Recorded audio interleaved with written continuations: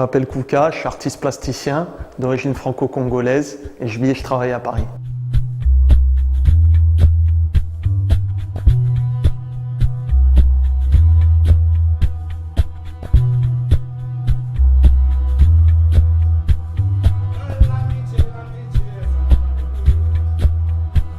J'ai commencé le graffiti à l'âge de 14 ans, passionné par la culture hip-hop. En même temps, j'écrivais des textes, je rappais, je faisais du graphe. Je suis rentré à l'école des Beaux-Arts d'Avignon, où je suis ressorti avec un diplôme national supérieur d'études plastiques.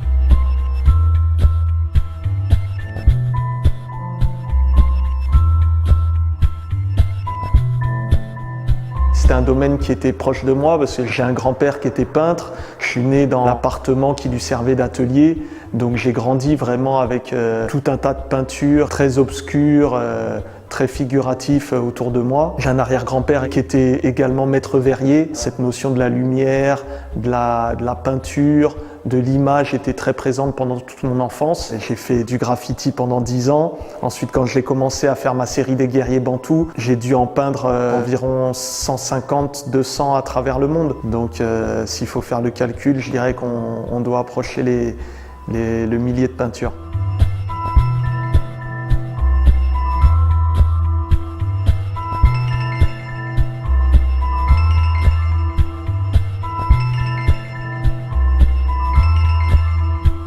On est sur une nouvelle exposition. À travers cette exposition-là, j'ai voulu, en quelque sorte, rendre hommage à la puissance créatrice universelle de la femme. En tant que jeune père, artiste, donc créateur, j'ai été confronté à, justement, pour une femme, que de donner la vie. Et c'est cette part d'humanité que j'ai voulu mettre en avant dans l'exposition.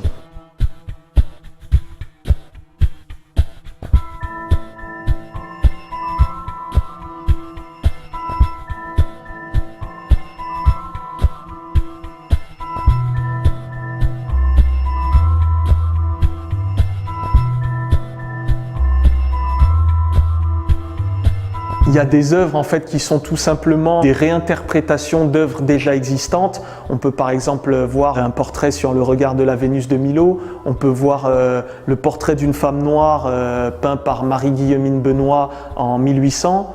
On peut voir une réinterprétation aussi des Trois Grâces. Ces œuvres qui sont finalement des représentations universelles, puisque tout le monde connaît ces œuvres de la femme, sont mises en confrontation à une série de corps féminins comme des matrices peintes de manière très brute sur lesquelles on peut apercevoir justement de cicatrices, de blessures qui font directement écho aux blessures que les femmes ont pu connaître depuis tout temps.